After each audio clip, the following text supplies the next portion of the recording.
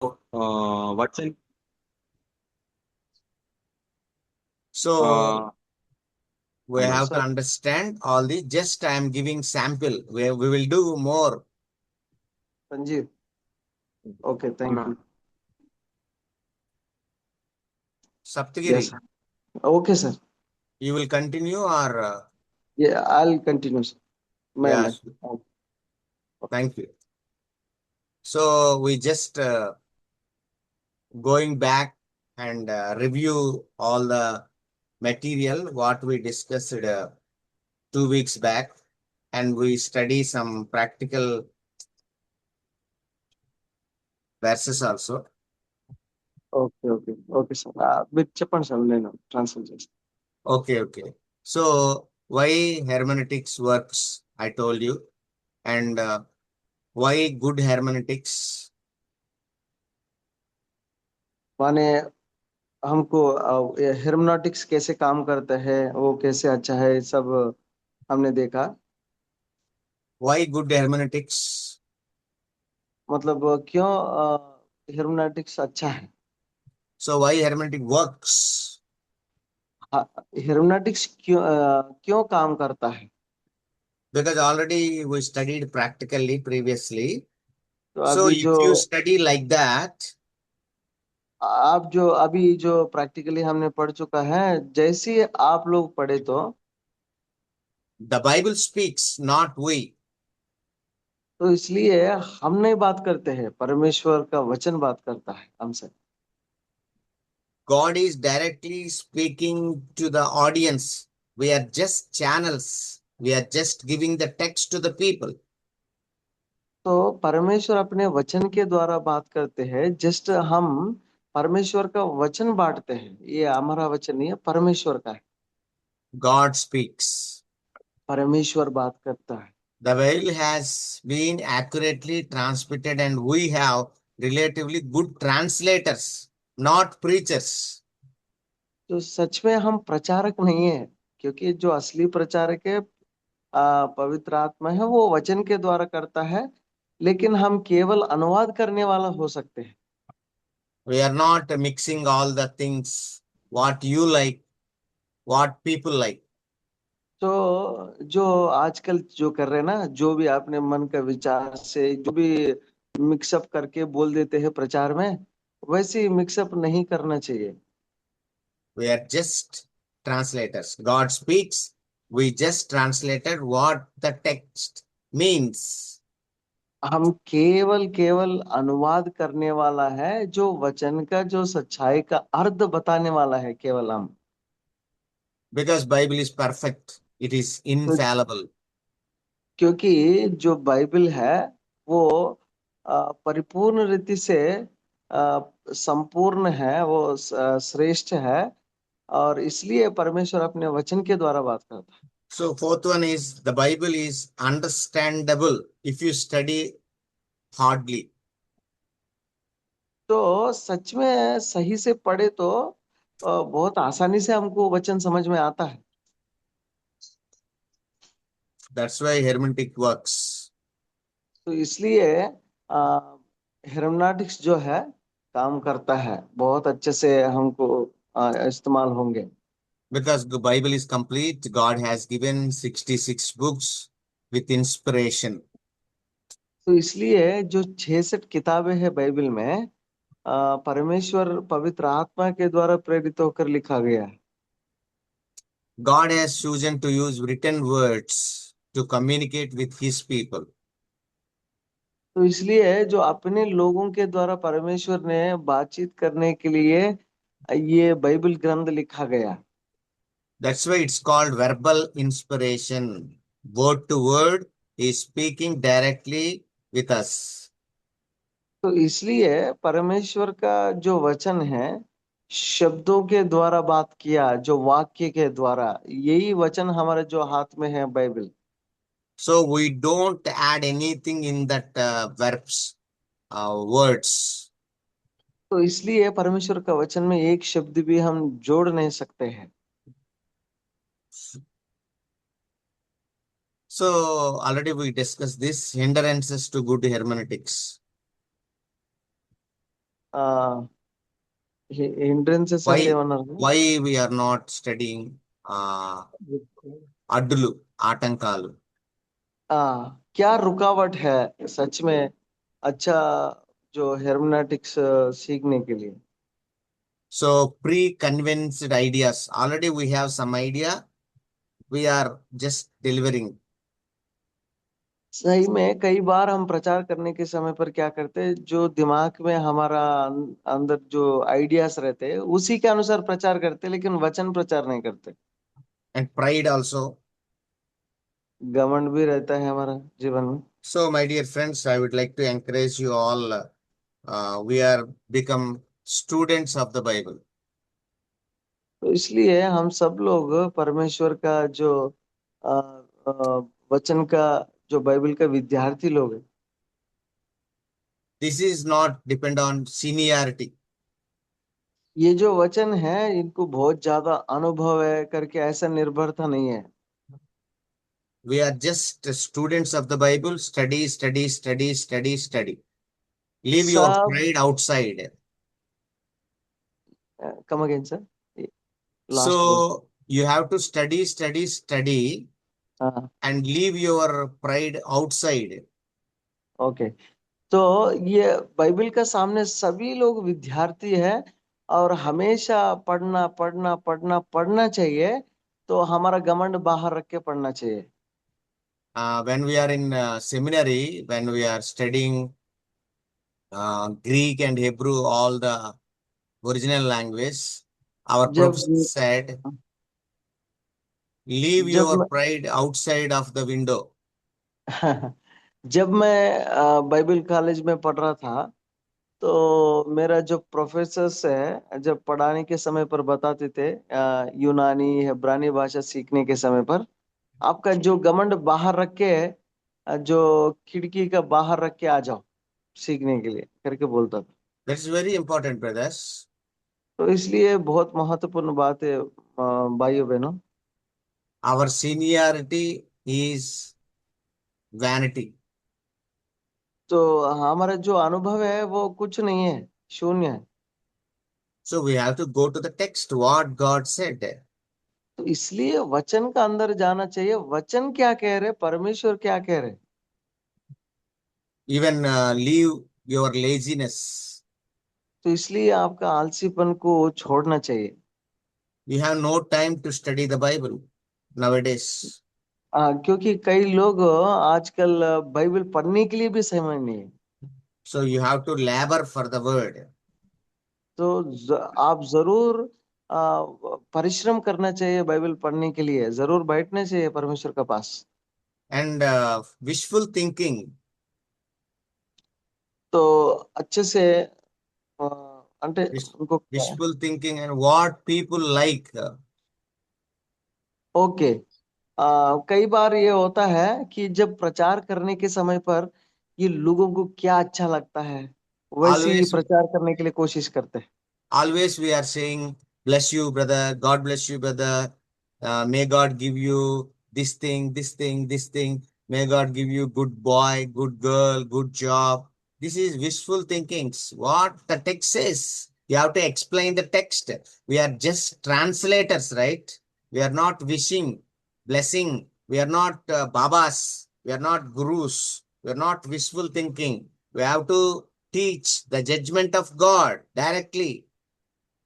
तो कई बार क्या होता है, हम केवल अच्छा बोलने वाले रहते हैं, माने प्रभु आशीष दे आपको, प्रभु आपको चंगा करे, प्रभु आपको भला रखे, प्रभु आपको नौकरी दे, प्रभु आपको ये दे वो दे, इसी चीजों में लगे रहते हैं। इसी वजह से हमारा प्रचार भी वचन प्रचार करने के समय पर केवल यही लेकर आते हैं। लेकिन हम वो नहीं करना है, परमेश्वर का वचन क्या कहता है, परमेश्वर का वचन प्रचार करना है। So, and one more thing, lighty attitude means we are in one system, we are in one organizational methods. We are doing like that our ministry. तो कई बार ऑर्गेनाइजेशन रीति से, संस्था का तौर पे हम काम करते हैं, लेकिन इस रीति से काम नहीं कर पाते। I am संस्था है Pentecost. इसलिए काम करना है करके। I am Pentecost. I am मैं तो Boxing Fellowship. Like that, it's not. Of course, you हाँ have some organizational bias, but we मैं have to completely surrender to the text. That is nothing but good hermeneutics. मैं तो इस कलेशिया से belong करता हूँ। मैं इस पेंटिकोस्टल बैकग्राउंड है मेरा, और मेरा ये बैकग्राउंड है। मैं बक्सिंग फेलोशिप से मैं बिलोंग करता हूँ। मैंने तो पौड़ी मेथडिस्ट से बिलोंग करता हूँ करके इससे घमंड नहीं करना है। लेकिन जो परमेश्वर का वचन का जो सच्चाई का ऊपर निर्भर होना चाहिए। So, next one is desire to be like, mean what the world likes. We cannot apply all these. We have to explain the text plainly. That's it. तो कई बार हम लोगों को क्या अच्छा लगता है या लोग क्या सुने तो पसंद करता है, और ये तो इसलिए उनका दिमाग देके क्या पसंद है करके वही प्रचार करते हैं। नहीं, लेकिन वैसे प्रचार नहीं करना चाहिए, वचन प्रचार करना चाहिए। So, some people are giving proof text approach, means some evidences are there, some there are not written in the Bible. They are taking from information from other sources and giving to the people. तो कई बार कुछ Bible का बाहर जाके भी कई सबूत दिखाते हैं और कई चीजें प्रचार करते हैं। उसका उसका ऊपर ज्यादा महत्वपूर्ण या उसका ऊपर ज्यादा जोर लगाते, वचन Hmm. का ऊपर नहीं। So, s- appeal to authority. Next one. So it means uh, my boss saying, otherwise my hierarchy saying. So we are not saying the text directly. They scold me. We are under obligation. Some people saying like that also. तो कई बार हम कलेशिया में भी प्रचार करने के समय पर भी ऐसा बोलते हैं, मेरा पास्टर जी ने ऐसा कहा था, और मेरा जो अ, वक्त ने ऐसा कहा था, या मेरा जो संस्था का डायरेक्टर ने ऐसा कहा था। कई बार लोगों को महत्व देकर लोगों का नाम ऊंचा उठाते हैं, लोगों का विचारधारा बताते हैं, लेकिन ऐसा नहीं बताना चाहिए। परमेश्वर का वचन वचन प्रामुख्य है। So we learn authority of the scriptures in bibliology, right? तो इसलिए बिब्लियोलॉजी में हम क्या सीखते हैं? परमेश्वर का सार्वभौमिकता सीखते हैं। संपूर्ण अधिकार पवित्र शास्त्र के है। Assuming what is properly believed is true. So what I like, that is true. We are believing like that, but what the Bible is true. तो परमेश्वर का वचन का सच्चाई क्या है वो प्रचार करना चाहिए, वो जानना चाहिए, लेकिन ये चीज नहीं। So lack of plan. We don't have plan what to study, what to preach, why study. We have no plan. We just taking the word and just reading and explaining. Sorry, ये जो पिछले बार का point भी explain करता हूँ, add करना चाह रहा हूँ। क्योंकि कई बार जो ज्यादा लोग ज्यादा क्या बात करते हैं, ज्यादा पॉपुलर चीज है, और उसका ऊपर जोर लगा के हम करते हैं प्रचार। वैसे नहीं करना। और दूसरा चीज ये भी नहीं करना चाहिए। कई बार हम प्लान भी नहीं करते हैं, मतलब वचन नहीं पढ़ते हैं ढंग से, अध्ययन नहीं करते हैं, मनन नहीं करते हैं, डायरेक्ट वचन पढ़ते हैं और बस उसको बोलते हैं। ऐसा नहीं, ऐसा नहीं So होना चाहिए। schematic attitude means we are attracting the people through our study and preaching. आजकल लोग देख रहे हैं, सच में यूट्यूब में भी हो, टीवी में, कई जगह में आप देखने को मिलेंगे कि लोग इतना फेमस है कि क्या शब्द बोले तो, क्या वाक्य बोले तो लोगों को अट्रैक्ट कर सकते हैं। वैसे प्रचारक आजकल बहुत है, वैसे नहीं करना चाहिए। So we have to leave all this nonsense and ये committed to सा, the text. ये सारे नॉनसेंस है, ये कुछ सेंस नहीं है। तो इसलिए ये छोड़ना चाहिए सारे चीज। हम परमेश्वर का टेक्स्ट को चिपकना चाहिए, केवल परमेश्वर का वचन को ही एक्सप्लेन करना चाहिए। आपका खुद का विचारधारा जो भी हो, आपके जो पॉइंट्स बताए गए ये नहीं है। So that's why my professor said, put it तो all these in dustbin. तो इसलिए मेरा जो प्रोफेसर, जब हम पढ़ने के समय पर सीखा था, अ, कि प्रोफेसर ने ये कहा, जब आप वचन को सीखने के समय पर ये सारे जो विचारधारा सोच है ना, ये सारे पॉइंट्स है, ये आपका दिमाग से निकाल के डस्टबिन में डाल दीजिए। Yeah, that is the thing. So how to read the Bible or help to good interpretation, तो good hermeneutics. हाँ, जो सच में हम अच्छा जो व्याख्या कैसे कर सकते हैं परमेश्वर का वचन का व्याख्या। So opposite of the preceding list. So explain whatever करो। we studied, we have to study in another way. Leave all these and start with plain paper. What God said, you have to write it. Come with a plain heart. हाँ, जो भी हमने पहले जो बिंदु देखे थे, पॉइंट्स देखे थे, वैसे नहीं करना चाहिए। सब छोड़कर एक साफ दिल से परमेश्वर का पास आना चाहिए, ये सब छोड़ के। और दूसरा, परमेश्वर का वचन क्या कहता है, और वो सीख कर लिखना चाहिए हम। We have to be plain paper. What God said, we have to write it.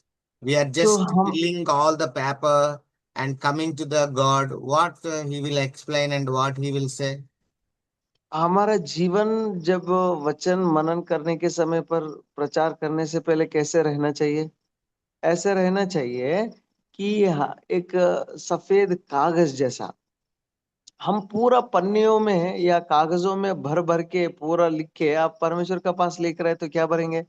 खाली पन्नी ले जाना, खाली जो कागज ले जाना, और तभी भरेंगे ना।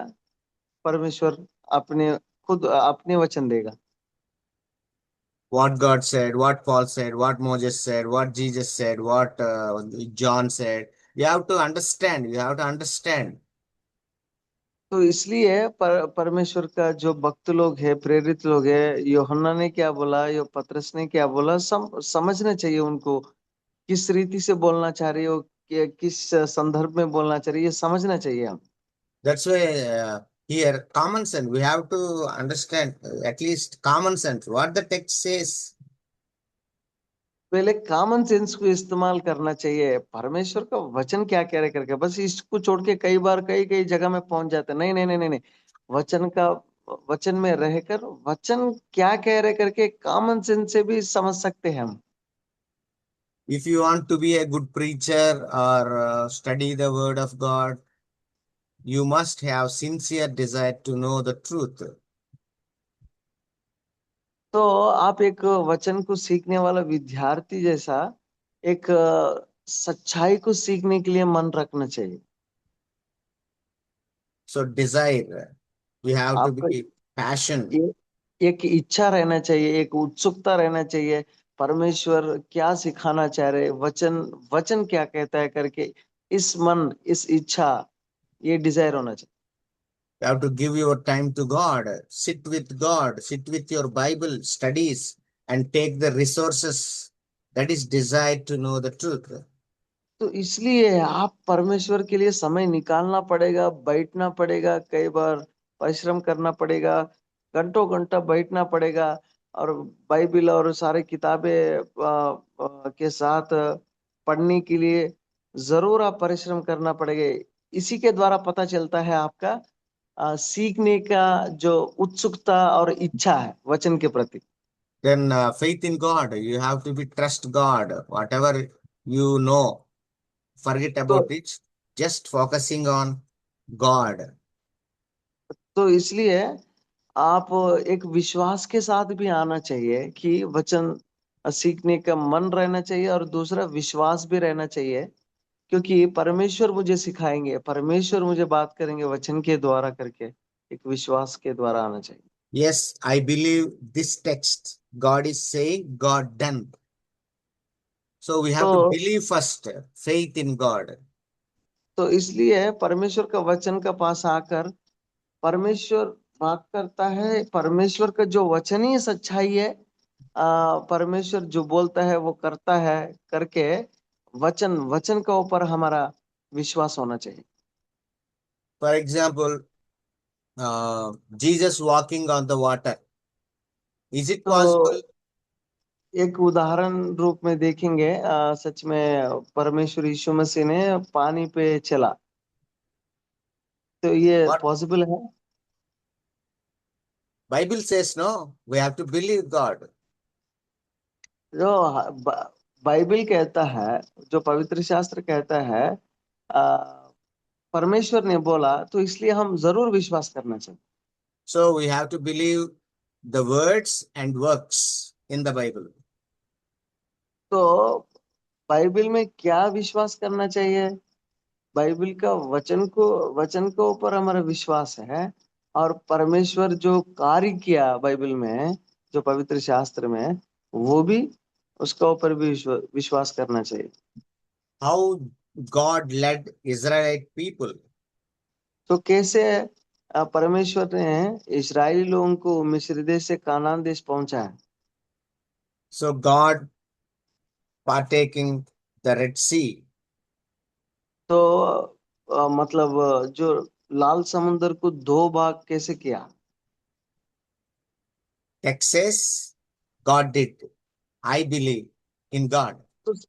तो सच में एक उदाहरण रीति से सोचे तो कि सच में कैसे हुआ दो भाग लाल समुंदर, लेकिन वहां दो भाग हुआ करके लिख रखा है, तो जरूर हम विश्वास करना है, क्योंकि परमेश्वर ने बोला वो चीज। Nowadays, people don't believe in God, they are just believing in their self.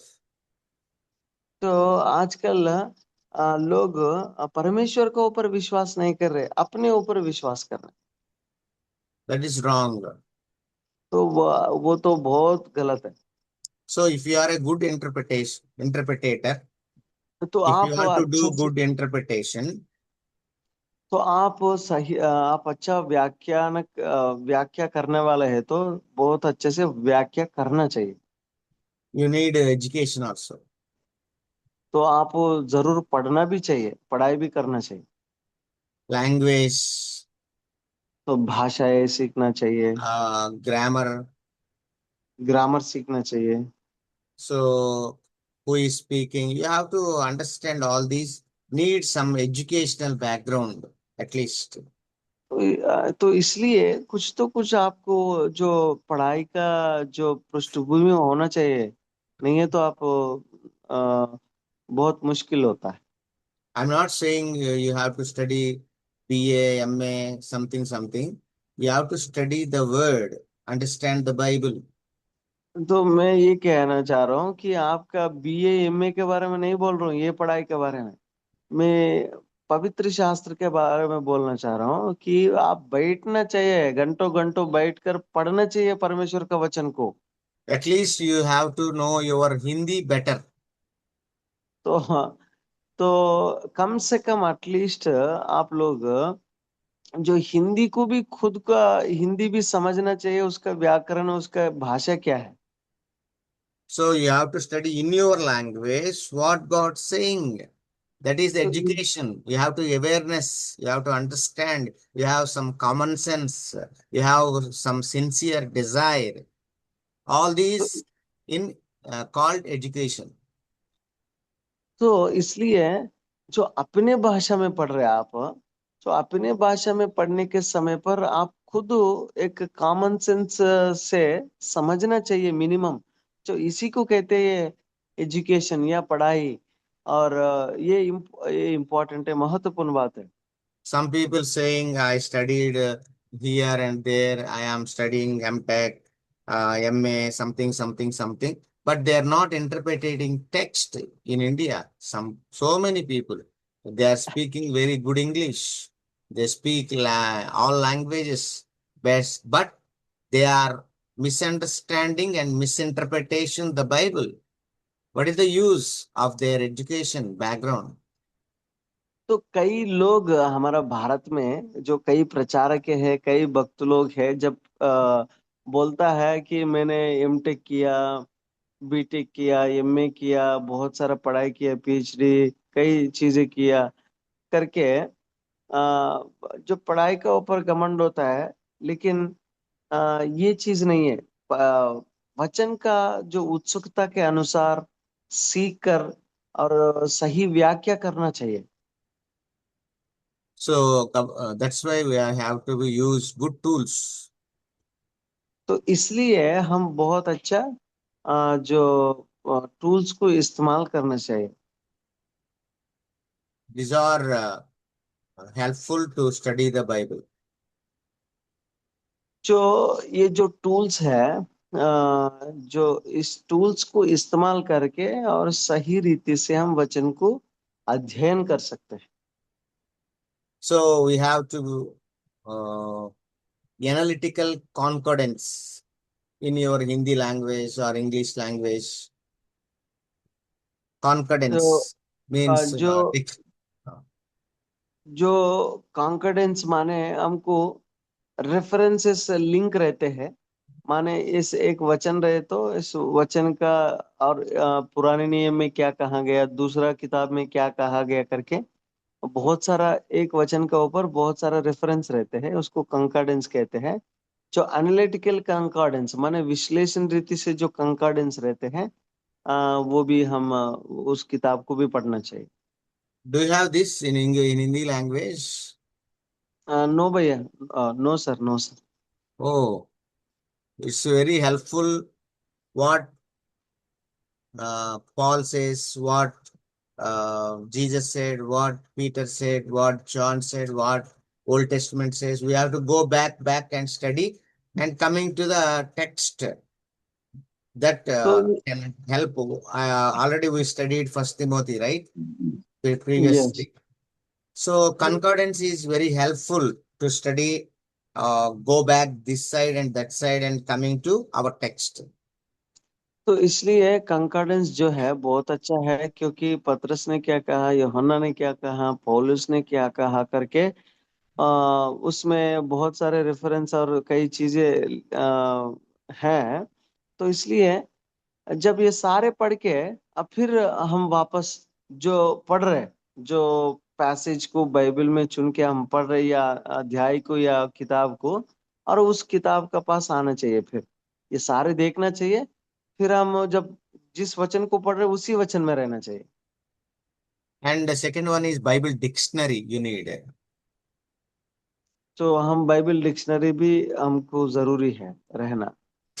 So, for example, Hindi by dictionary, Bible dictionary. Now, I'm not saying secular dictionary, Bible dictionary.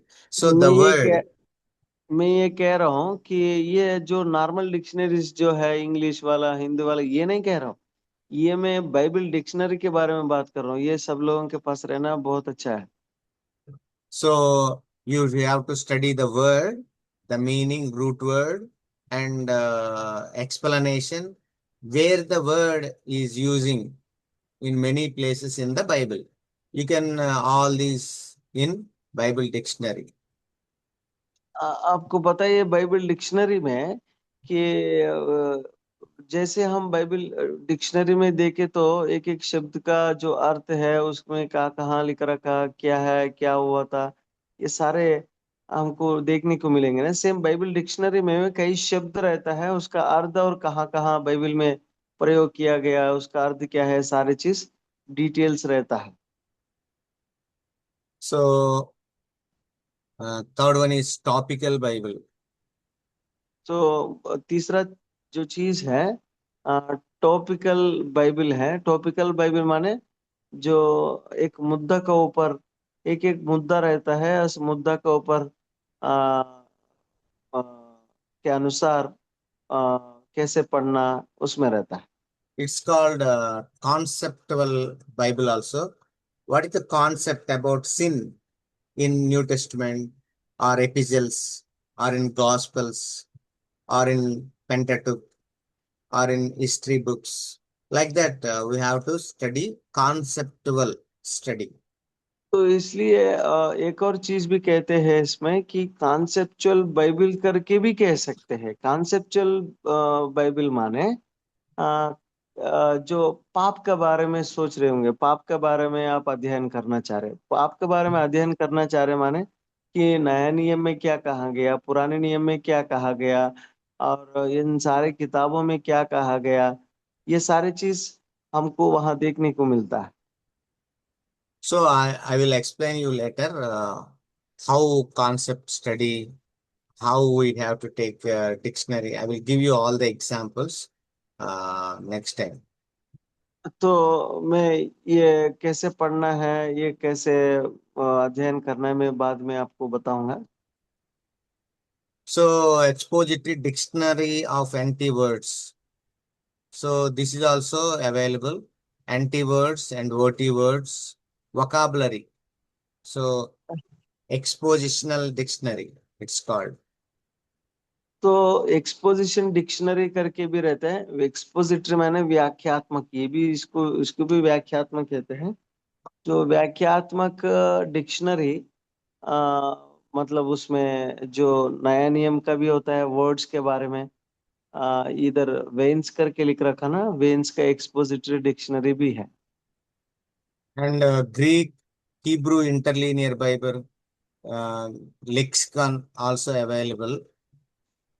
Greek Hebrew जो यूनानी और हेब्रानी भाषा का इंटरलिनियर Bible करके रहता है, और यूनानी हेब्रानी भाषा का लेक्सिकन भी रहता है। इंटरलिनियर माने दो दो भाषा रहता है, और उधर यूनानी में भी रहता है, और पूरा एक बाइबल देखे तो हेब्रानी में लिख रखा और यूनानी भाषा, ये दोनों लैंग्वेज में रहता है, और उसके साथ साथ नीचे उनका इंग्लिश में और कई भाषाओं में भी रहता है इंटरलिनियर। And we can study what is in Hebrew Bible, Hebrew language Bible, and what is in Greek language Bible, what is in English language Bible, what is in Telugu language Bible, what is in Hindi language Bible. Parallel study like this. You have like this Bible, uh, like this also you have to study. तो इसमें कई भाषाओं में रहते हैं कि हिंदी में क्या कहते हैं इस वचन को, इंग्लिश में क्या कहते हैं, तेलुगु में क्या कहते हैं, ये कई भाषा भी रहते हैं ऐसे। तो इसके द्वारा भी कुछ अच्छे रीति से समझ सकते हैं। And lexicon also like dictionary. Lexicon भी एक डिक्शनरी का जैसा रहता है, But what is the root word? लेकिन इधर जो मूल शब्द क्या है इसका, एक शब्द के बारे में खोजे तो उसका मूल शब्द क्या है करके खोजते हैं, वहां गहराई से रहता है। Is it in noun, verb, adjective, adverb? So how it was used in Old Testament and New Testament? You have to study all the word study. It's called lexical study. तो लेक्सिकन स्टडी माने एक शब्द का अध्ययन है।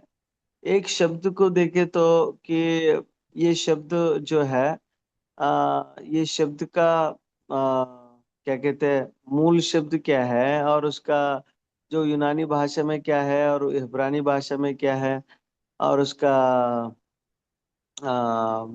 इसका सर्वनाम क्या है, संज्ञा क्या है, क्रिया क्या है, क्रिया विशेषण क्या है, विशेषण क्या है करके उसका जो है उसका अर्थ और उसका बहुत अच्छे से गहराई से हमको देखने को मिलेगा लेक्सिकन माने। So, my dear brothers and sisters, I would like to encourage you all. At least you have some knowledge in your language first, either तो इसलिए Hindi or English or anyone. तो मैं भाइयों बहनों आपको एक विनती करता हूँ, आपको ये कम से कम आपका जो भाषा, जो अपने भाषा का बारे में जरूर आप लोग जानना चाहिए, मिनिमम है वो। क्योंकि आप हिंदी भाषा वाले हैं तो इसलिए आप जरूर हिंदी के बारे में जरूर जानना चाहिए। मिनिमम व्याकरण जो हिंदी भाषा का प्रयोग जरूर आप लोग सीखना चाहिए। So you have to buy grammar book in your language secularly and study what is verb, subject, object, sentence framing, parts of speech.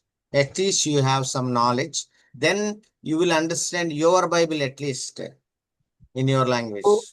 तो इसलिए आप आपका जो अपने भाषा में जो अपने भाषा को सीखने के लिए व्याकरण के लिए एक किताब खरीद लीजिए या डिक्शनरी खरीद लीजिए, और खरीद कर उसको अध्ययन अच्छे से करना।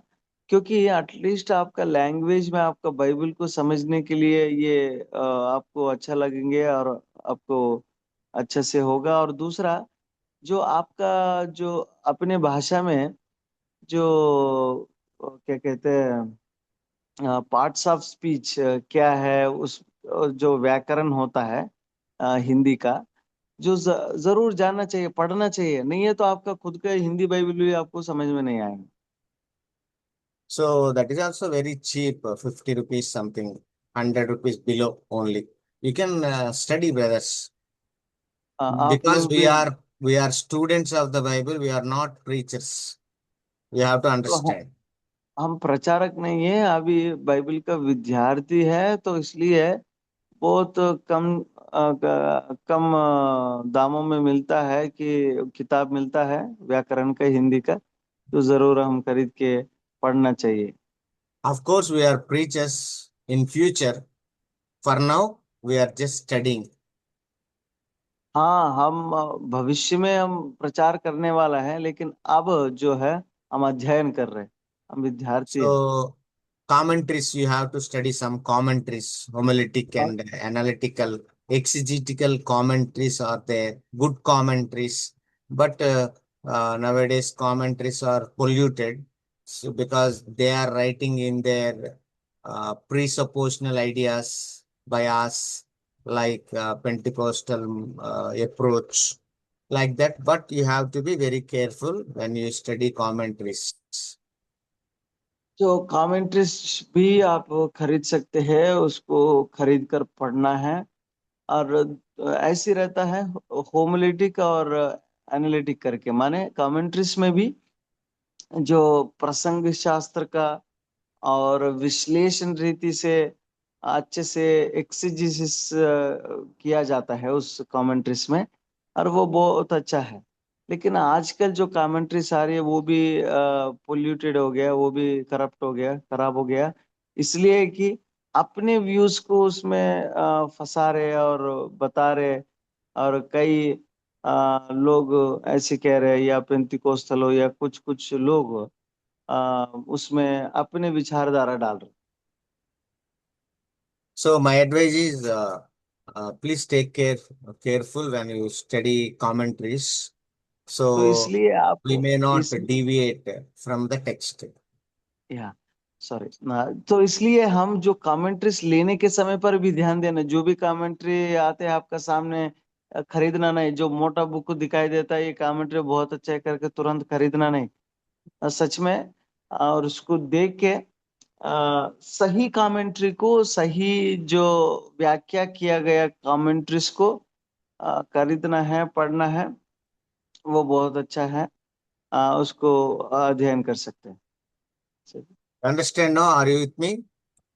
सब लोगों को थोड़ा सा समझ में आ रहे हैं? आप लोग मेरे साथ हैं? जी sir. So and one more thing here is history books, especially church history books. You have to study. तो आप इतिहास का जो किताबें है जरूर पढ़ना चाहिए। इतिहास माने जो स्पेशली कलीसिया का इतिहास जरूर पढ़ना चाहिए। Because what happened in the church history from Jesus' days to till now. तो कलीसिया का जो इतिहास क्यों पढ़ना चाहिए? क्योंकि जब आदि कलीसिया में, जो पहले कलीसिया में क्या हुआ, मतलब यीशु मसीह का समय पर जो कलीसिया उत्पन्न हुआ, और उस समय से लेकर अभी तक कलीसिया कैसे कैसे आते रहा, ये सारे ये कलीसिया के इतिहास में रहते हैं। जरूर कलीसिया के इतिहास पढ़ना चाहिए।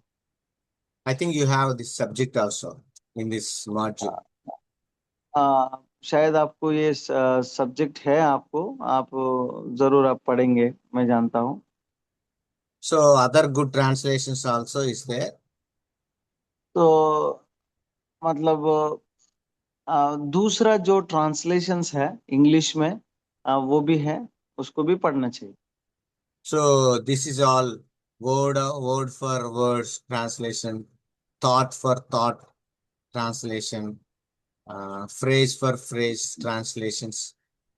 Three type of translations in English, hmm. word for word, that exact word, they put it in their translations, phrase for phrase, thought for thought. माने शब्द शब्द के द्वारा भी एक शब्द का ऊपर जोर लगा के भी ट्रांसलेशन किया गया है, शब्दों के ऊपर कुछ ट्रांसलेशन जो अनुवाद है, कुछ अनुवाद इधर आपको देखने को मिल रहे। ये सारे जो लिस्ट है बाइबल का अनुवाद है इतना प्रकार की इंग्लिश में।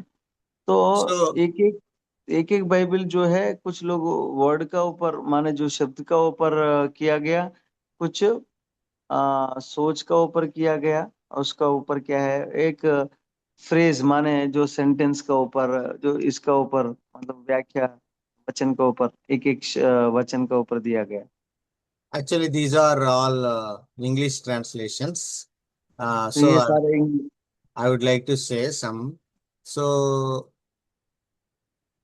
we have to see all the things. So what is in ESV Bible, NASB Bible, KJV Bible, NIV Bible, they are taking directly. So you have to study all these. We have no time, all these, but forget about it. At least you have to study. For तो example, इस see, तो इसलिए जो सारे ये जो आपको left side जो दिखाई दे रहे हैं, ये NASB, AMP, ESV, KJV, ये सारे इंग्लिश जो भाषा में, अंग्रेजी भाषा में अनुवाद का बाइबल इतने ट्रांसलेशन का जो इतने प्रकार से किया गया, इतने प्रकार के बाइबल है इंग्लिश में। तो आपको ये देखने को मिलेगी, इतना तो सारे नहीं पढ़ पाएंगे, लेकिन ये जो लिस्ट मैंने दिया ये जरूर पढ़ सकते हैं आप लोग। so we are only reading in Hindi Bible. That's it. हम क्या कहते, केवल हिंदी में पढ़ते हैं बस। Of course, you have language problem, but you have to be careful and read your Hindi Bible and sometimes read that concordance I told you, no? Hmm. Concordance and lexical books and this one, uh, dictionary, Bible dictionary, topical Bible. I think it's available in your language. तो आप लोग अपने भाषा में Bible पढ़ते हो ना, तो आप इतना नहीं पढ़े तो भी आप बाइबल कंकर्डेंस जो है, कमेंट्रीज जो है, जो बाइबल डिक्शनरी है, ये जरूर अ, पढ़ना चाहिए, See, क्योंकि I इसके showed द्वारा हमको समझ में आता है। Even I showed you many translations. Here we can understand we are not limited to English translations also. तो हम इतने प्रकार के अनुवाद है इंग्लिश अंग्रेजी भाषा में करके उसी तक सीमित रहना नहीं रहना, क्योंकि हाँ, बोलिए। So we have some resources here, Greek interlinear, Greek lexicon, comprehensive concordance, commentaries. So तो not यहाँ only we are committing to English Bible, Telugu Bible, Hindi Bible, we have to go back in Greek interlinear, Greek Bible, English Bible, Hindi Bible. You have to compare with three languages. That is तो interlinear. तो आप केवल अपने भाषा में पढ़ते हो उसी तक सीमित नहीं रहना चाहिए। ये यूनानी भाषा का इंटरलिनियर का और यूनानी भाषा का लेक्सिकन का, ये जो कॉम्प्रहेंसिव कॉन्कॉर्डेंस जो है, कमेंट्रीज है, मतलब टीका, या टीका कहते हैं ना, और ये टीका जो है ये सारी चीज पढ़ना चाहिए। जो यूनानी भाषा का इंटरलीनियर माने, आप जो तेलुगु में पढ़ते हैं ना, जो हिंदी में पढ़ते हैं ना, और हिंदी में, और उसके बाद पीछे भी जाना चाहिए थोड़ा सा, इंग्लिश में क्या है, और उसके बाद जो मूल भाषा में भी जाना चाहिए। ऐसे ये तीन लैंग्वेजेस रहते हैं, उसको इंटरलिनर कहते हैं। So I think these are all nonsense you are saying, you are thinking, but these are very helpful. If any questions or anything else, you have to ask Brother Saptagiri and other people also. I think जो Saptagiri will help you a lot. आप लोग ये समझते होंगे कि ये जब बोलने के समय पर ये सारे कैसे पढ़ सकते हैं, ये सारे फालतू है, हमारा दिमाग खराब हो रहे करके समझेंगे। लेकिन जरूर पढ़ना चाहिए। आपको कुछ मदद चाहिए तो हमारा सहारा ले सकते हैं। और आपके बीच में ब्रदर सप्तगिरी भी है, वो उनका सहारा भी ले सकते हैं। Because we are disciples of Jesus Christ, brothers. We are not church pastors. हम परमेश्वर का चेला है, कलीसिया का पादरी नहीं है हम, ये समझना चाहिए। So, disciple means learner. जो चेला माने क्या है, वो सीखने वाला है। So, we have to learn the Bible till our breath. हम मरने तक पवित्र शास्त्र सीखना चाहिए। So, some translations not good, some translations good. So, all these is there. So, forget about all this. So, you have to go to the text. तो हम अभी अ, वाक्यों में कहते हैं ना। So, whatever we said, we have to understand and coming to your word, text. We are going to text, अभी Yeah, yeah. Passage में जा। Yes, yes.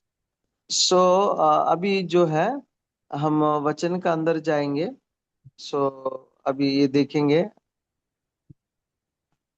So, assignment, this is assignment. ये जो है For, असाइनमेंट है, आप लोग करना चाहिए। for next week, Saptagiri brother will translate it in Hindi and they will give you. सो आपको ये हिंदी में अनुवाद करके सप्तगिरी ब्रदर देते हैं, आप इस असाइनमेंट को करना चाहिए। The first question is pray about the hindrances to good hermeneutics, make it personal. माने जो बाइबिल को अच्छा व्याख्या करने के लिए रुकावट क्या है, और आपका व्यक्तिगत जीवन के द्वारा लिखना है। So, that is first assignment. ये जो पहला असाइनमेंट है। You will get marks for this assignment, number one. तो इस असाइनमेंट के लिए मार्क्स भी रहते हैं। We have mark sheets also you will get in your graduation. अ, आपको ग्रेजुएशन का समय पर मार्कशीट भी मिलेंगे। So, who are attending the class, who are doing assignments, who are paying the fees, all these important. तो कौन class attend कर रहे हैं, कौन असाइनमेंट्स कर रहे हैं, कौन फीस भर रहे हैं, ये सारे मायना रखते हैं। So, that who are opening the videos also. तो कौन कौन वीडियोस ऑन करके रख रहे हैं, ये भी। Because our team a, is writing your everything. तो आपका ऊपर निगाह है, आप क्या कर रहे हैं, सो रहे, बैठ रहे, नहीं तो अच्छे से सीख रहे, नहीं सीख रहे, अटेंड कर रहे क्लास, वीडियो ऑन कर रहे, नहीं कर रहे, ये सब हमारी टीम ऑब्जर्व कर रहे हैं आप लोगों को। So, not only Saptagiri brother and myself, so many people are working for this Tyndale Bible Institute. तो केवल सप्तगिरी ब्रदर नहीं, हम ये स्टिंडियल बाइबल इंस्टीट्यूट का ऊपर मैं और बहुत लोग काम कर रहे हैं, ऐसा मत समझ लीजिए कुछ लोग हैं, बहुत लोग काम कर रहे हैं इस पे। So you have to be careful and submit your assignments, pay your fees, and attend regularly and do work for this course. तो आप लोग रेगुलरली अटेंड करके क्लासेस को आप लोग अच्छे से सीखना है, और फीस भी भर सकते हैं, ये चीज है। So number two, second assignment for the book of Galatians. दूसरा जो असाइनमेंट है, जो गलातियों का किताब जो है, ये है इसके बारे में। There is 6 chapters. तो उसमें 6 अध्याय है। Next week, you have to read it many times. तो आप जो गलातियों का किताब है ना, बहुत बार पढ़ना चाहिए, बार बार पढ़ना चाहिए, बहुत बार। So you have to take one notes, white notes, and तो आप put a heading, assignment one, and answer about first question. तो आप एक अच्छे से एक नोट्स लेना है, उसमें हेडिंग रखना है, जो हेर्मेनेutiक्स का असाइनमेंट करके, जो पहले असाइनमेंट है उसका वो भी लिखना है, दूसरा असाइनमेंट भी लिखना है। So second assignment, book of Galatians, read it many times, find a so theme verse. तो इसके बाद ना, जो बार बार दोबारा पढ़ना है, तीसरा बार, चौथा बार, कितना बार भी पढ़ सकते हैं। ज्यादा बार पढ़ने के बाद आप ये पहचानना है, जो इसमें थीम वर्स क्या है, माने थीम, इसमें क्या मुद्दा का ऊपर बात कर रहे करके ये पहचानना है। In all 6 chapters, there is a one verse, dominated verse, that is called theme verse. तो सारे किताब पढ़ने के बाद एक समझ में आएंगे, एक वचन के ऊपर आपका ध्यान होगा, और वो ये पूरा वचन, ये पूरा किताब में आपको केंद्रीकृत करेंगे, कि इस वचन के द्वारा पूरा किताब समझ में आएंगे, ऐसे रहता है।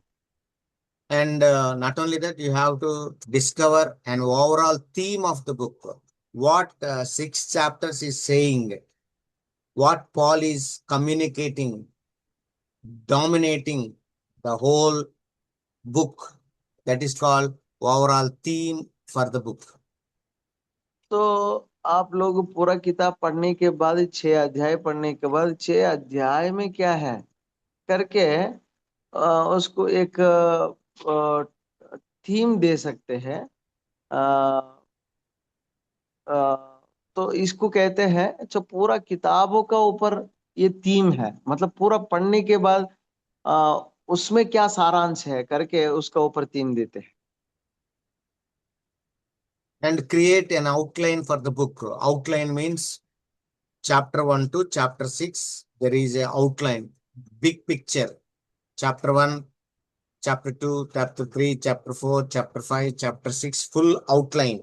You have to create an outline or using some other resources, take their ideas and write it down.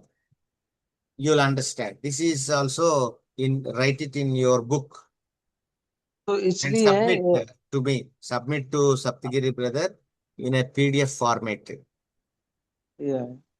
तो इसलिए आप ये भी करना है, उसमें रूपरेखा बनाना है। आप जानते हैं, आप लोग रूपरेखा माने क्या है, क्योंकि एक एक अध्याय का रूपरेखा, 6 अध्याय है, 6 अध्याय का रूपरेखा माने पूरा किताब का रूपरेखा है।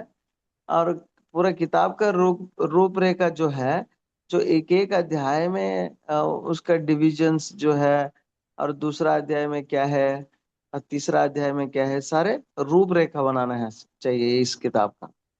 So that ये is जो असाइनमेंट्स है, सप्तगिरी ब्रदर को सबमिट कर सकते हैं पीडीएफ बना के। and we will help you and I will also give you outline and theme verse of Galatians next week. Before next week, I will give you to Saptagiri brother. He will send to you. You also submit your assignment. We will work together. I'm not a boss. Saptagiri is not a boss. We are just helping to you all. तो आप बनाइए, मैं भी बनाता हूँ, ये हम आपके ऊपर बास नहीं है, हम भी करते हैं और साथ साथ आप भी करना। आप लोग करते हैं और साथ साथ हम भी करते हैं, ऐसा मत समझ लीजिए, जरूर आप करना है। उससे पहले मैं सप्तगिरी ब्रदर को भेज दूंगा ये मैंने जो बनाया। And come with a single scripture. Select one verse, a section, or a of a book. So otherwise, take a passage, an entire small book you want to analyze using the principles of hermeneutics. So, for example, yeah, we can. आप लोग एक single scripture में you are talking about single verse और Single verse or single paragraph. Okay. आप लोग एक वचन जो किताब में एक किताब में चाहे गलेशियंस हो या कोई भी हो, गलातियों कोई भी हो, उसमें एक वचन को लेकर आइए। अ, अ, एक So, वचन एक वचन को लेकर आइए, उसका ऊपर जो अध्ययन करना चाहिए हेर्मेनॉटिक्स जो नियम के अनुसार। so already we discussed before in this class. सो इसलिए इससे पहले हमने ये डिस्कस किया था। So, First Timothy 3, we already studied, no? First Timothy पहले तिमोथियस ऑलरेडी पढ़ चुका ना हमने।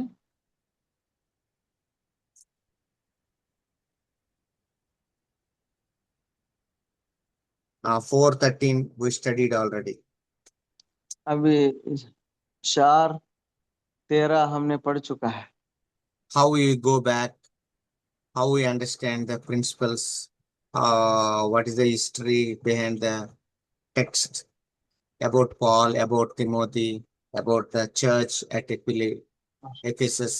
We all studied, no? You have to write it down like that. तो आप ऑलरेडी हमने पढ़ चुका है उसका इतिहास, उसका संदर्भ, उसका पृष्ठभूमि, जो सारी चीज पढ़ रखा है, आप लिख सकते हैं उसके बारे में। So you have to do this. Don't worry. Don't आप give लोग up ये yours. करना,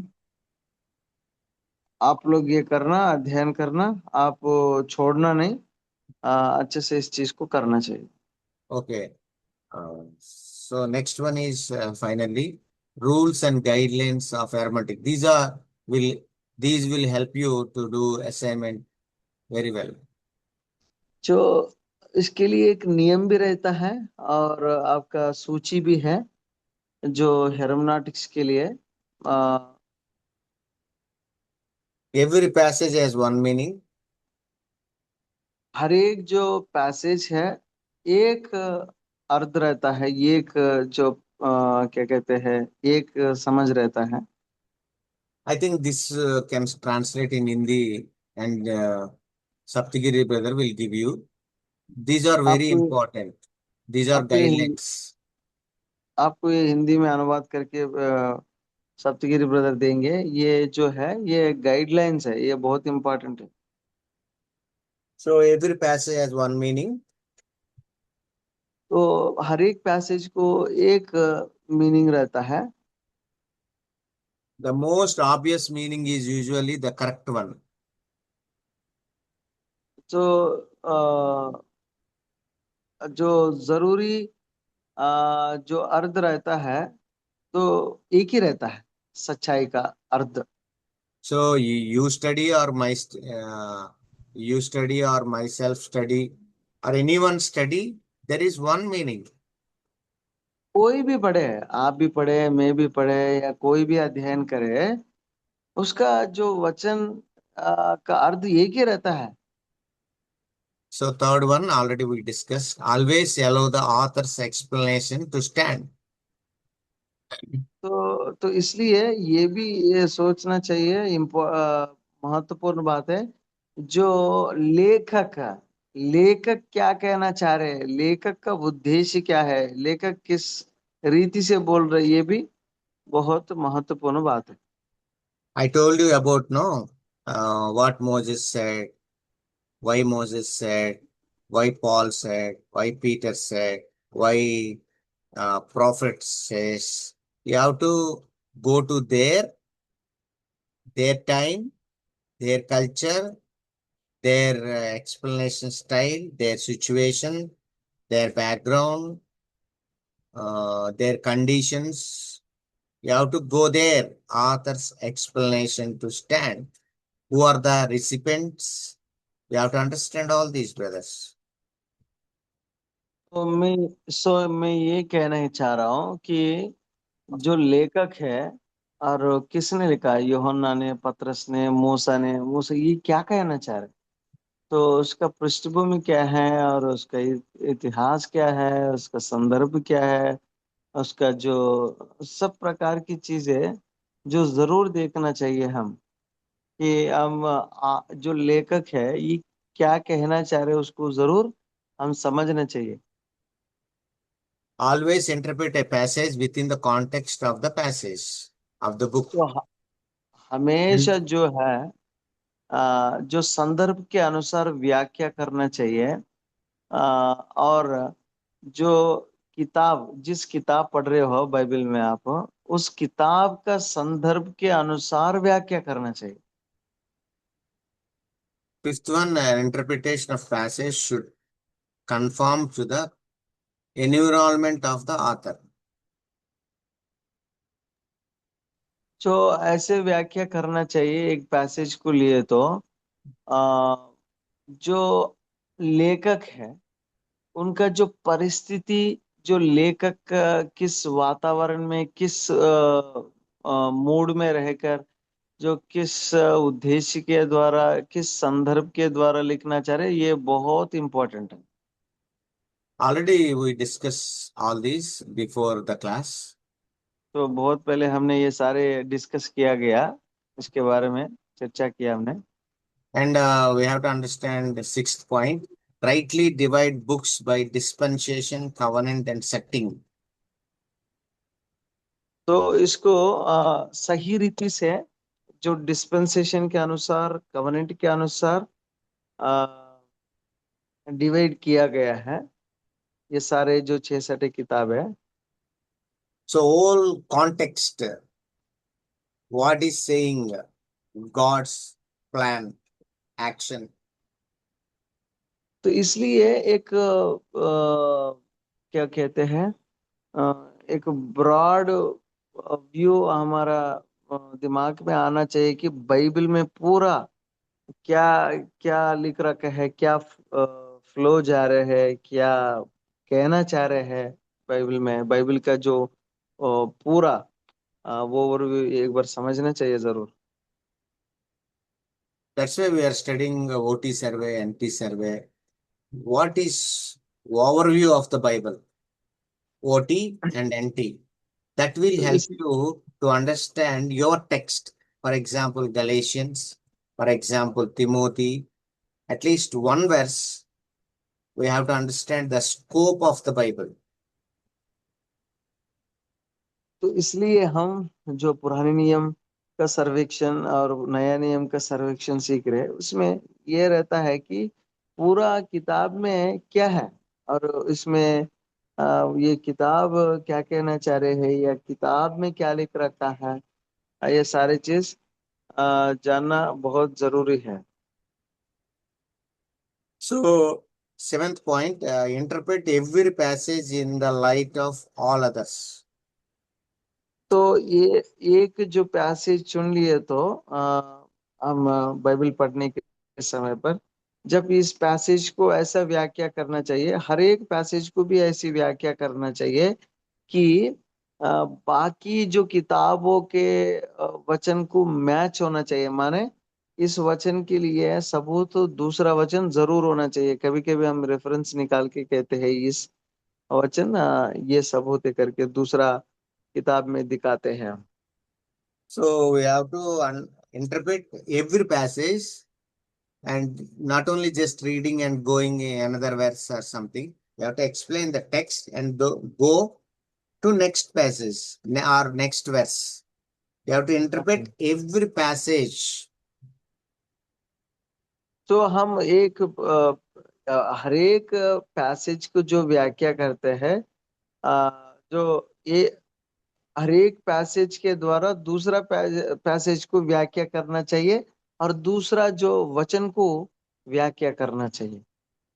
Because some people are leaving and skipping some passages or verses. क्योंकि कई बार हम जब बाइबल पढ़ने के समय पर या प्रचार करने के समय पर कुछ कुछ जो आयतें हैं, जो वचने हैं, जो पैसेज है, स्किप करके और आगे बढ़ते हैं। As a hermeneutical students, we are not doing like that. We have to तो interpret every passage in the light of all others. जो आप लोग जो बाइबल के विद्यार्थी है, आप ऐसा नहीं करना चाहिए। जो हेर्मेनॉटिक्स नियम के अनुसार आप व्याख्या करना चाहिए। And 8 point, one passage will often explain another. So So, uh, क्या what is this meaning? so one passage, suppose you understanding Galatians 1 to 6. This passage, if you don't understand, you cannot understand 7 to 12 passage.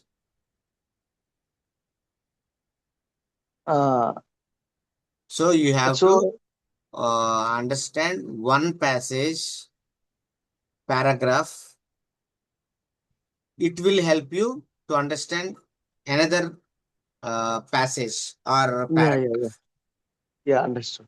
सो हम ऐसा करना चाहिए और ये important है, ये याद रखना आप लोग कि हम एक पैसेज पढ़ते हैं, इस पैसेज को समझना है। इस पैसेज को नहीं समझे तो और दूसरा जो पैसेज पढ़ेंगे उसके बाद नेक्स्ट या तीसरा पैसेज पढ़ेंगे नेक्स्ट जो है उसी किताब में, वो समझ में नहीं आएंगे, क्योंकि एक दूसरे कनेक्शन रहता है। और ये समझ में आया तो ये भी समझ में आएंगे, नहीं है तो ये समझ में नहीं आया तो पहला वाला और जो तीसरा पैसेज समझ में नहीं आता है। So, for example, Galatians 1 6. जो आपको एक मैं बताना चाह रहा हूँ उदाहरण रीति से, एक गलातियो गलेशियंस 1 6. जो गलातियो पत्री पहला अध्याय छठा है, देखना, कोई पढ़ना।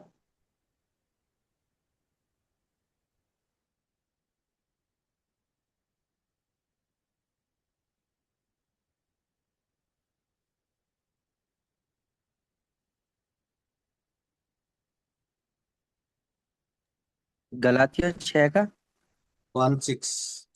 1616 है, पहला अध्याय छठा है।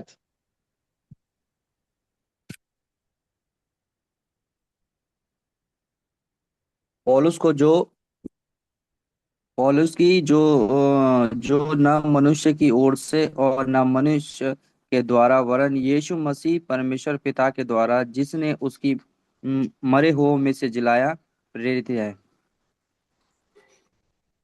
1 6 So, here आगे। Paul is explaining something is happened. तो ये क्यों ऐसे पौलुस बोलना चाह रहे हैं, हम समझना चाहिए क्या, क्योंकि कुछ हुआ वहां। So, you have to understand this. Then you have to go to verse 10, next paragraph, next paragraph, next paragraph. So, that is the thought of book, or otherwise thought of authorial intention.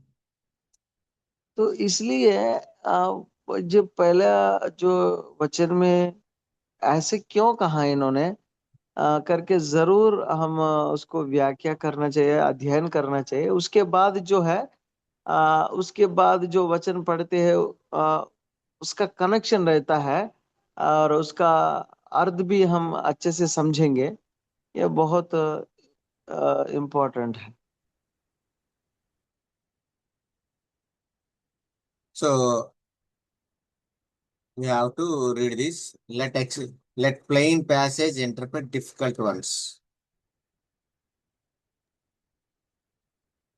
Plain passages interpret difficult. If you understand easy passages, you can understand also difficult passages.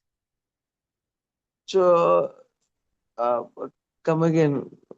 So you have to understand simple passages, simple, easy understand passages. Then you can understand difficult passages also.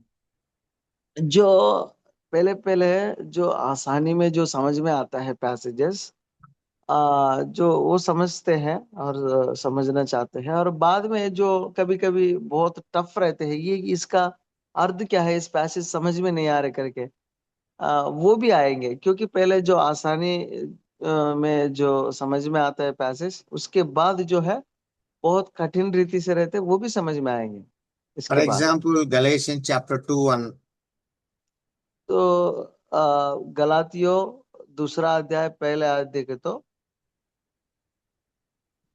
So then after 14 years, I went up again to Jerusalem with Barnabas, taking Titus along with me. कोई कोई पढ़ना हिंदी में।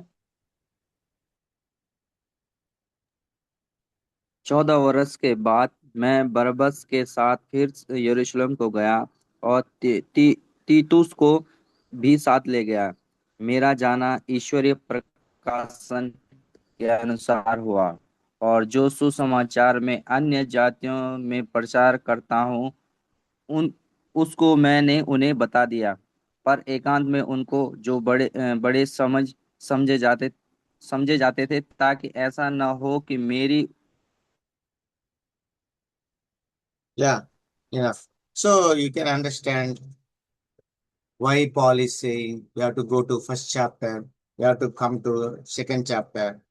You have to read simultaneously, systematically. तो इसलिए हम बार बार पढ़ना चाहिए, क्योंकि दूसरा अध्याय में क्या कहा गया ये कैसे पता चलता है, क्योंकि इसलिए पहले अध्याय पढ़ना पड़ेगा। पहले Then you, अध्याय पढ़े तो दूसरा अध्याय में क्या बोलना चाह रहे हैं हमको समझ में आता है। then you can easily understand in तो chapter इस 2 if हाँ you इसलिए carefully read chapter 1. तो डायरेक्ट अब दूसरा अध्याय पढ़ो तो कुछ समझ में आता है, लेकिन सही से समझ में नहीं आता है। इसलिए पहले अध्याय जब तक नहीं पढ़ेंगे, दूसरा अध्याय आपको समझ में नहीं आएंगे, क्योंकि उसका कनेक्शन होता है।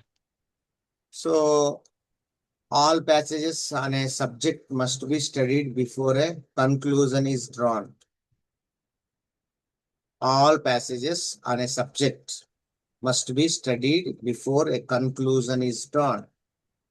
तो हम कंक्लूजन बोलने से पहले या कंक्लूजन समझने से पहले किताब का, तो अ, जो हरेक जो पैसेज का, हरेक जो अध्याय का, जो क्या कहते हैं उसका अर्थ, उसका जो क्या कहना चाह रहे हैं वो समझना जरूरी है।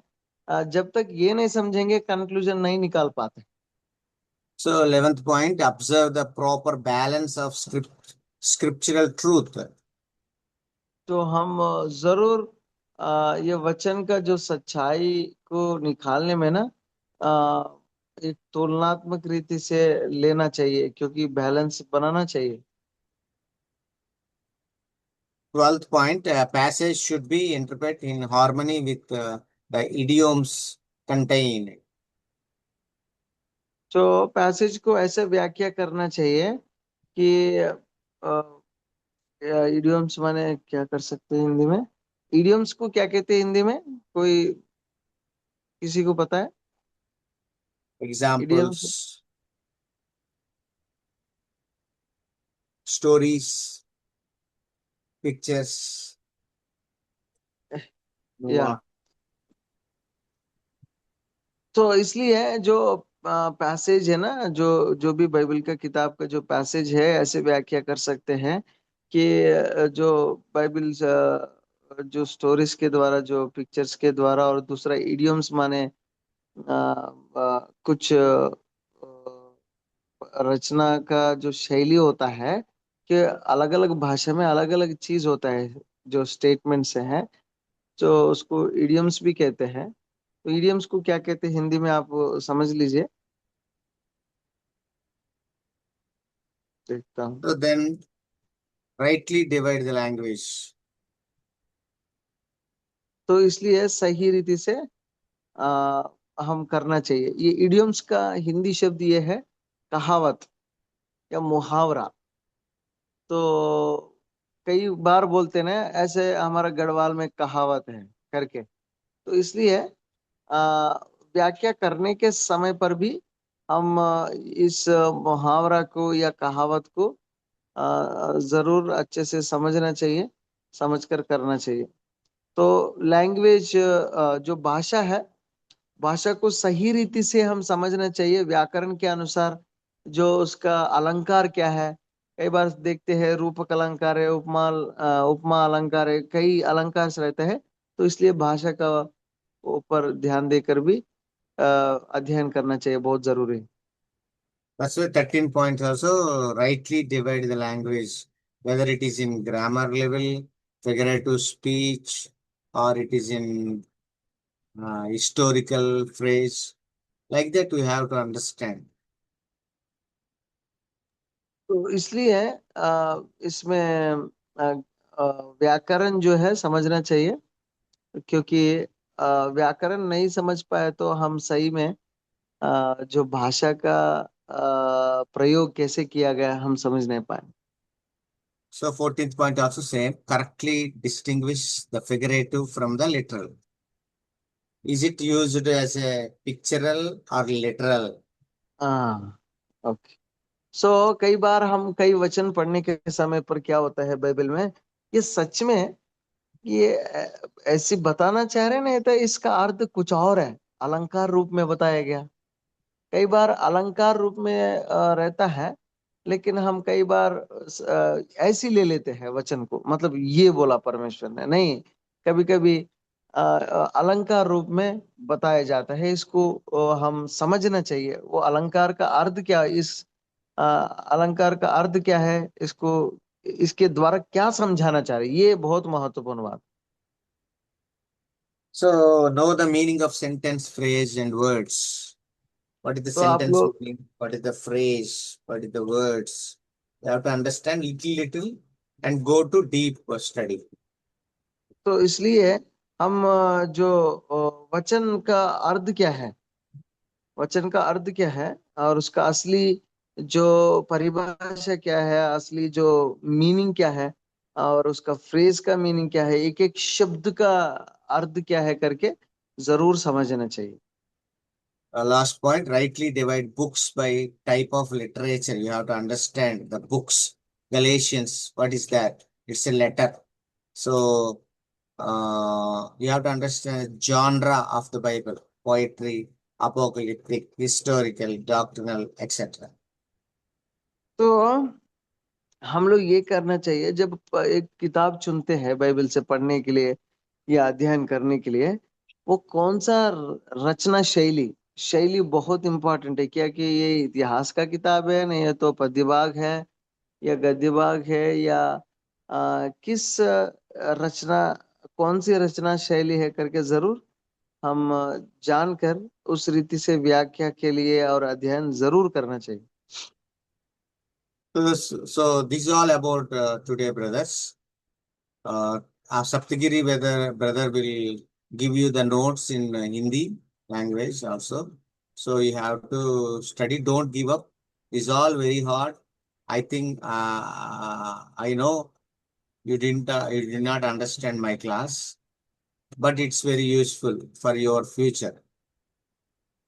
तो ये आपको सप्तगिरी ब्रदर जो है, आप लोगों को अनुवाद करके दे देंगे, और आप जरूर इसको अध्ययन करना चाहिए। हाँ, मैं समझता हूँ कि कई बार जब मैं बोलने के समय पर कुछ कुछ चीजें समझ नहीं पाएंगे, लेकिन फिर भी आप जरूर अध्ययन करना चाहिए। Thank you. Thank you very much. Any सब questions? Any सब लोगों को comments? धन्यवाद। कुछ कुछ प्रश्न है तो पूछ सकते हैं।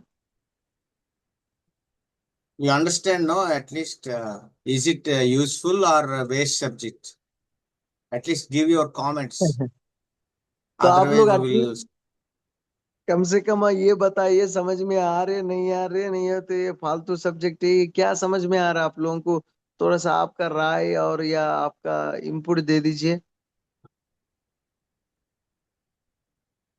Then we will be happy.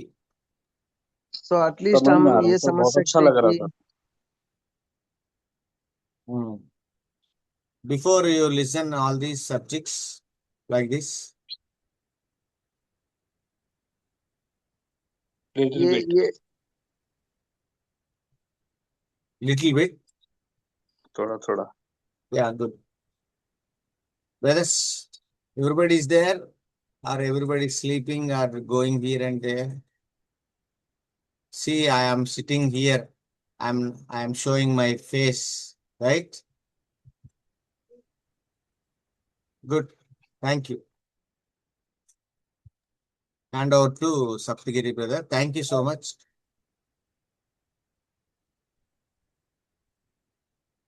आप सभी लोगों को धन्यवाद है, और सप्तगिरी ब्रदर को मैं देता हूँ।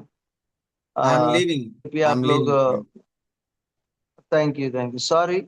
आज मैंने टेक्निकल प्रॉब्लम की वजह से लेट रिकॉर्डिंग किया, sorry sorry for all. Thank you sir, thank you so much for your wonderful class. Okay, thank you. I am leaving. You may continue. या thank you, God bless you all.